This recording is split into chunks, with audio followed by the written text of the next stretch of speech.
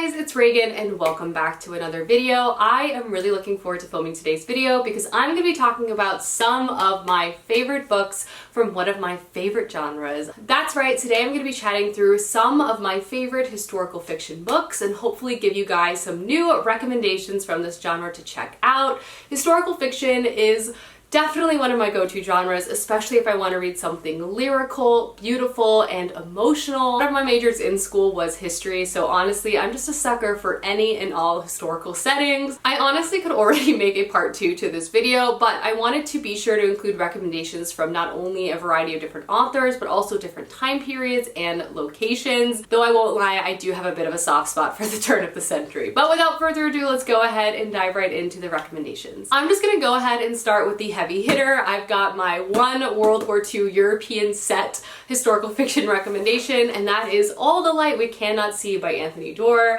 This is a beloved story. It's one of my favorite books of all time. It's honestly also one of my favorite World War II historical fiction options. I personally really enjoy this particular story because it's told in a really intimate vignette style structure. Each chapter is pretty short and we kind of switch back and forth between our two main characters and follow them as their lives kind of crash into each other. This story is set in France, and this is a dual perspective story following first Marie Laurie, who lives with her father who works at the Museum of Natural History in Paris. At the age of 6, Marie goes blind and her father lovingly builds her a 2-scale model of their neighborhood so she's able to memorize her route home and be able to navigate their neighborhood safely. At the age of 12, the Nazis occupy Paris and Marie and her father flee to her great uncle's house, who lives in a reclusive home by the sea. We also follow Werner, who is an orphan growing up in Germany, and he spends a lot of his youth basically obsessively learning how to take apart and put together a radio so he and his sister can listen to it. Unfortunately, this particular skill makes him very important for the military, and he's soon recruited and basically forced to become a reconnaissance agent. Through Werner's and Marie's chapters, we basically follow different points of views of the occupation of France. Each chapter is so beautifully written. I cannot speak more highly on Anthony Doerr's use of metaphor in writing. He also really likes to use natural history, natural science components to his writing, and so much of it is just so richly done. Outside of the incredible writing and imagery that the author is able to craft, the story itself is of course incredibly emotional based on the time period and the overall substance of the story itself. It is just one that will absolutely sit with you, and I just feel like the dual perspective aspect of the story and these small vignettes following these two characters through a large swath of time, and then ultimately as their lives kind of crash together, is just one that is really profound and a really beautiful sort of different approach to a World War II narrative that we often find in historical fiction. Obviously, this is an incredibly popular story. It won many awards. Lots of people really appreciate this book. I am one of them. All to say, if you haven't checked out this book, I highly recommend it. And also Anthony Doerr's other writing, his short stories. He recently came out with a new historical fiction book that I'm very much looking forward to reading. They're just beautiful. So many threads kind of coming together in a very satisfying way. Next up, I have another National Book Award nominee, and it is probably one of the favorite books I've read this year. I also made Clay read it. I just want to talk about this book at all times, and that is Pachinko by Min Jin Lee. This is truly one of the most emotional stories I feel like I have read in years. The characters I feel live inside of me, and just the story of this one family over multiple generations just trying to make a life for themselves is just beautiful. But this is a story following 4 generations of one proud immigrant family fighting again to make a life for themselves away from the homeland that they never knew. It centers around the matriarch of this family, Sunja, but again, we follow many different perspectives, from her children to their children to people connected to the family tangentially, truly following so many different threads of this family and the people that they touch around them. It's just oftentimes so simple and yet so beautiful in its storytelling. This book opens on Sunja as a young woman, and a variety of events basically happen that kind of cause a ripple effect that impacts her family again for generations.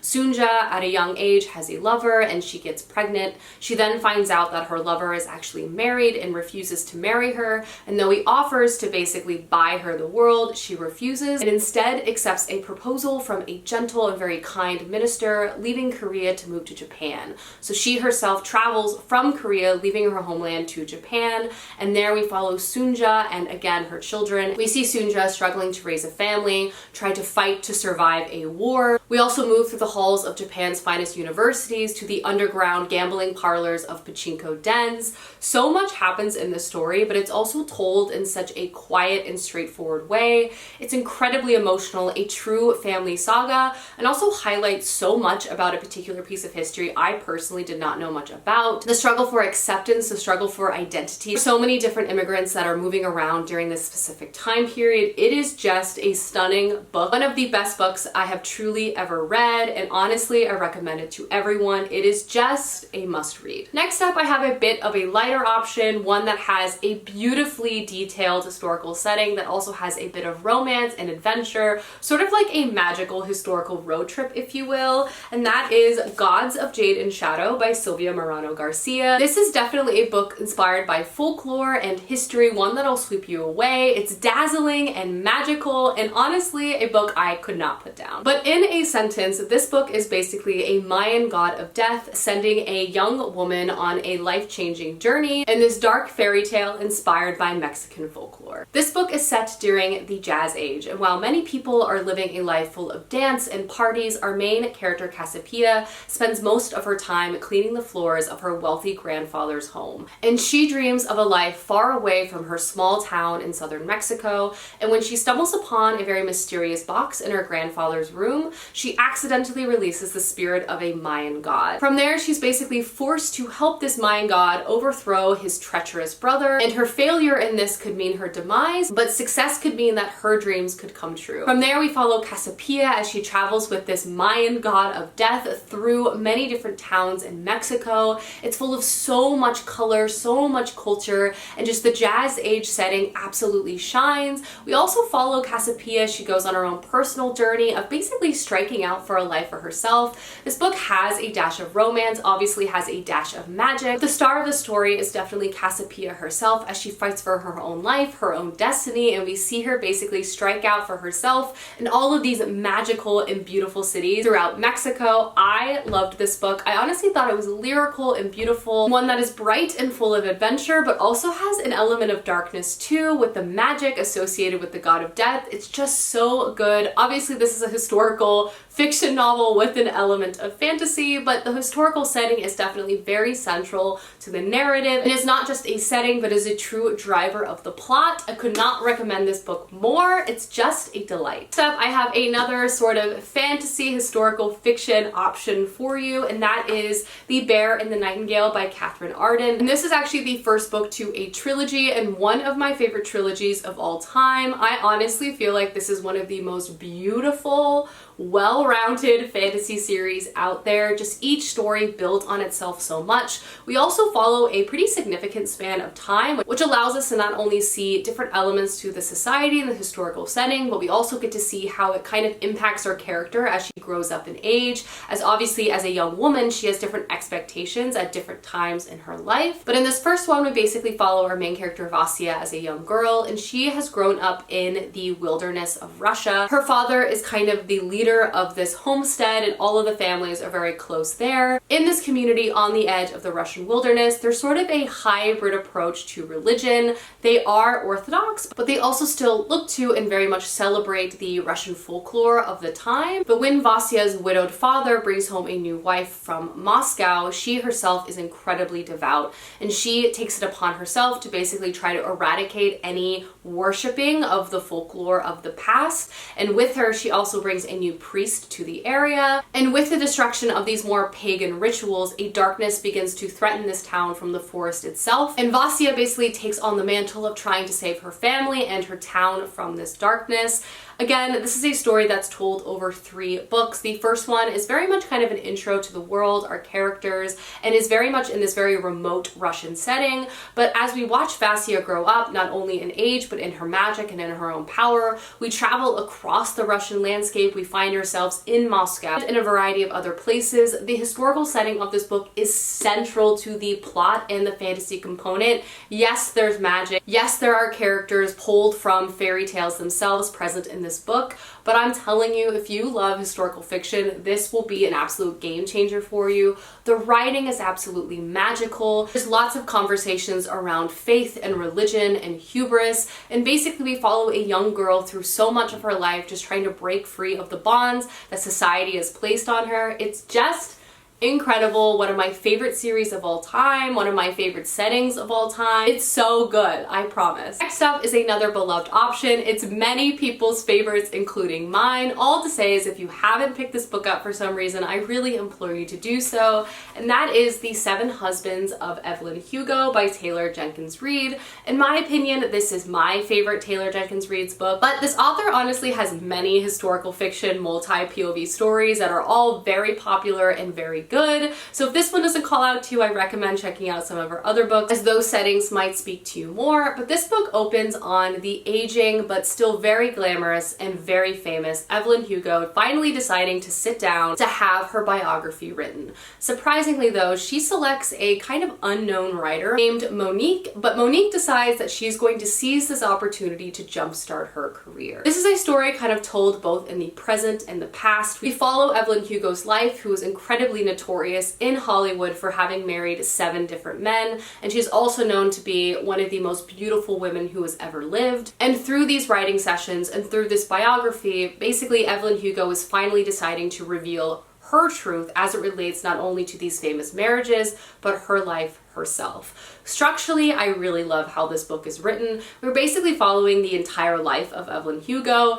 and the book is kind of divided by her different husbands, as they are themselves different chapters of her life. But this book is so much more than I feel like it kind of gives off in the synopsis. This is a story of one full of the glamour of old Hollywood, but primarily follows a woman, Evelyn, just trying to make a life for herself, and also what it was like to be queer in a time where being openly out was not so much an option for many people. This is a tale of unexpected friendship, great forbidden love. It has so many different elements to it as we follow Evelyn's life. Taylor Jenkins Reid has this ability to create these figures that feel so much larger in life, so glamorous, so beautiful, almost untouchable, but at the same time they feel so real. As you're reading this biography of this fake celebrity, I had to stop myself multiple times from like looking up certain looks from red carpets that never existed. Evelyn Hugo is not real, but she honestly is one of the most tangible fictional characters I have ever come across. This is a great book to pick up if you really love an old Hollywood setting, but again, this is an incredibly character-driven story and also spans many decades up until present day. It's incredibly emotional, very, very gripping, and actually begins to pull our present-day writer Monique in an unexpected way as well. It's just so good. I also really recommend the audiobook. The narrator is fantastic, and I can honestly say that for all of the books by this author. She always has fantastic audiobooks, but yes, this is beloved for a reason. It's fantastic, also incredibly transporting. Who doesn't love an old Hollywood setting? I promise, you're gonna love it. Alternative title to this video is Books That Will Destroy You and Make You Cry, because I'm realizing I think all of these books made me cry. But anyway, moving on to the next book, which is definitely a more austere, bleak option that will leave you reeling, but really also thinking, and that is Burial Rites by Hannah Kent. This is a book I would not describe as an easy read, though it is beautifully constructed. The lyricism and also just the overall setting is one that will pull you in. Essentially, in the story, the author brings to life a very vivid saga following our main character, who is a young woman named Agnes, who also is the last woman to be publicly executed in Iceland in the 19th century. The story is an interesting one because it is a book that opens with us already knowing the ending. We already know this young woman is going to be executed, that she has been accused of some incredibly gruesome crimes, and we're not quite sure if it's true or not. Her life has been defined by the stories that other people are telling about her, and this search for truth is one that we, as the readers, really want to confront. We want to know if this execution is justified, and ultimately, that's not quite what we're going to get in this story. The story itself opens on Agnes essentially being transported from her more central town where she lived previously to a very remote farm, where she lives with the family up until her execution date. The family, understandably, was initially very uncomfortable with Agnes being there, especially because she kind of takes to her tasks very head down. She's very reserved. She doesn't really talk to anyone. But as the women of the family kind of grow a bit closer to Agnes, they themselves begin to question and are searching to understand how Agnes ended up in this way. Alternatively, we also follow the perspective of a priest, and he is kind of the last rites individual for Agnes ahead of her execution. And he himself almost obsessively becomes involved with trying to understand if Agnes was involved with this, kind of this search for truth. This book, again, is very austere. It's very bleak, not only on the landscape. I mean, this is set in a remote town in Iceland. It's cold, it's bleak. It's an incredibly emotional story as well. I honestly loved it very, very much, but definitely be in the right headspace before picking a book like this up. But I will say it's absolutely excellent, very human, and in a lot of ways gives voice to Agnes, who never really was able to speak for herself before. I love Burial Rites. It's one I honestly want to reread soon, but if you love historical fiction, this is a must-read. Very last book I have to recommend is The Shadow of the Wind by Carlos Ruiz Zafón. Another beautiful, lyrical, historical story. I clearly have a soft spot for metaphor and imagery, I'm not gonna lie, and The Shadow of the Wind delivers that in spades. This is a really interesting story, and I would also say this book has mystery thriller elements to the plot itself, so it's an incredibly engaging book with really quick pacing. So while it has a wonderful historical setting that obviously creates a lot of ambiance and atmosphere, but it also has a plot line that will really make you not want to put it down and just keep reading. And this is a story set in Barcelona. And Daniel, our main protagonist, was brought to this very special place. It's called the Library of Forgotten Books. He is brought there by his father. From there, he basically is able to select one book off the shelves, and he does so, and he selects a title called The Shadow of the Wind. He loves this book. He reads it cover to cover so many times in his life. In fact, he loves it so much that he really wants to find other works by this author, but he quickly discovers that someone is systematically finding and destroying every single copy of this author's works, and he fears that his copy is next, and he also finds himself in the middle of a very dangerous mystery. It begins as a case of literary curiosity, turns into a race to find out the truth behind the life and death of Julian Carax and save those he left behind. This book, again, definitely has a very strong mystery thriller element to it, and the fact that it is literary in nature makes it all the better. It's all about searching through libraries and lost bookstores, and it's also just so beautifully written. Again, the historical setting absolutely shines. It's set off the heels of a civil war, and that's definitely a huge impact to the story itself. I loved this book so much. I definitely want to read other books within this series, as there are companion novels. It's just beautiful and honestly a perfect book to pick up on a fall or winter day. The atmosphere, the ambiance, unparalleled. Alrighty guys, those are some of my favorite historical fiction stories. Please, please, please let me know down below some of your favorites, as I would love to know, and I'm also always adding books to my TBR. I hope you guys enjoyed this video, and I will see you soon with another one soon. Bye!